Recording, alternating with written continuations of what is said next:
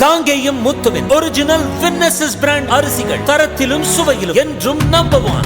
போதைப்பொருள் வழக்கில் கைது செய்யப்பட்ட ஜாஃபர் சாதிக்கிற்கும் திமுகவிற்கும் எந்த சம்பந்தமும் கிடையாது என்று சட்டத்துறை அமைச்சர் ரகுபதி தெளிவுபடுத்தியுள்ளார்.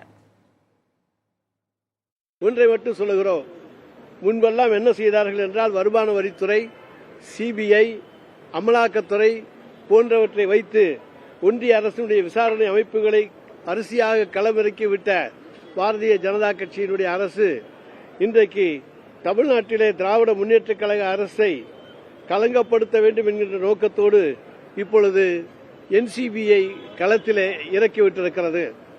ஆனால் தமிழ்நாட்டிலே திராவிட முன்னேற்றக் கழக அரசு பொறுப்பேற்றதும் போதைப்பொருள் தடுப்பில் மேற்கொண்ட நடவடிக்கைகளை நீதிமன்றமும் பாராட்டியிருக்கிறது, எல்லோரும் பாராட்டியிருக்கிறார்கள்.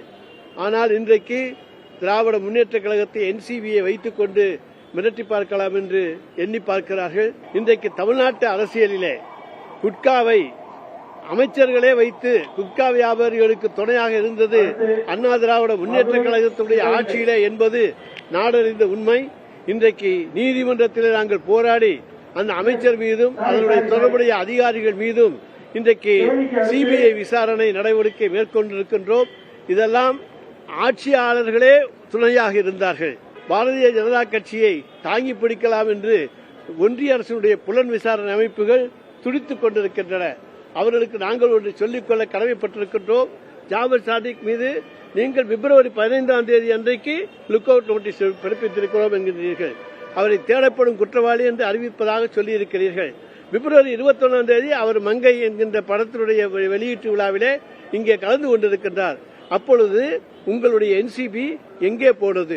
இன்னும் சொல்ல போனோமேயானால் 2013லேயே அவர் மீது ஒரு வழக்கு வந்தது.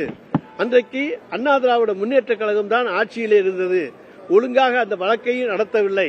ஆனால் அன்றைக்கு ஜாபர் சாதிக்காக வழக்கை நடத்தியவர் பால் கனகராஜ் என்கின்ற பாரதிய ஜனதா கட்சியினுடைய வழக்கறிஞர்களுடைய தலைவர்.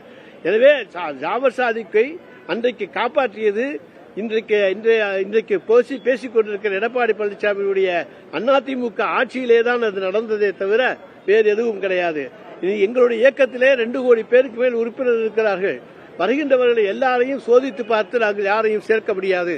ஆனால் அதே நேரத்தில் அவர்கள் தவறு செய்திருக்கிறார்கள் என்று தெரிந்தால் உடனடியாக அவர்கள் மீது நடவடிக்கை எடுக்கப்படுகிறது. ஜாபர் சாதிக்கு போன்றவர்கள் கட்சியை விட்டே நீக்கப்பட்டிருக்கிறார்கள். தமிழ்நாட்டின் மீது என தேர்தல் வருகின்ற பொழுது ஏதாவது ஒரு பொய்யான குற்றச்சாட்டை திராவிட முன்னேற்றக் கழகத்தின் மீது சுமத்திவிட முடியாதா என்று பகல் கனவு கண்டு கொண்டிருக்கிற இன்றைய ஒன்றிய அரசு அவர்களுக்கு ஒன்றை மட்டும் சொல்லிக் கொள்கிறோம், தமிழக மக்கள் ஏமாளிகள் அல்ல. அவர்களுக்கு தெரியும் திராவிட முன்னேற்றக் கழகம் என்றைக்குமே சட்டவிரோத நடவடிக்கைகளில் ஈடுபடாது. அதற்கு துணை போகின்றவர்கள் யாரையும் நாங்கள் வைத்துக் கொள்ள மாட்டோம் என்பதையும் இங்கே உறுதிபட கூறிக்கொள்கின்றேன்.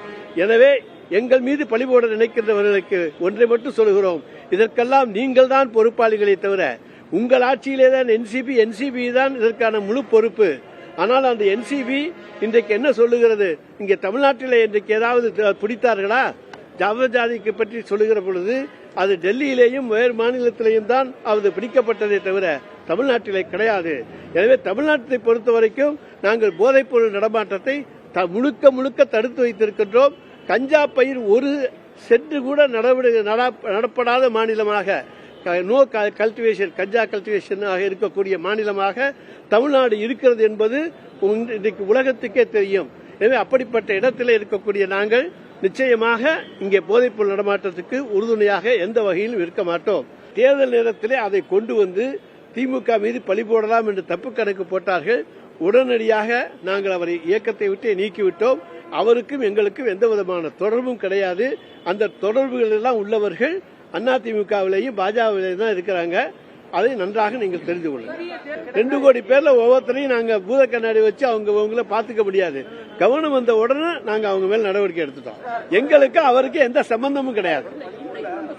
காங்கேயம் முத்துவின் ஒரிஜினல் வின்னசஸ் பிராண்ட் அரிசிகள் தரத்திலும் சுவையிலும் என்றும் நம்பர் 1.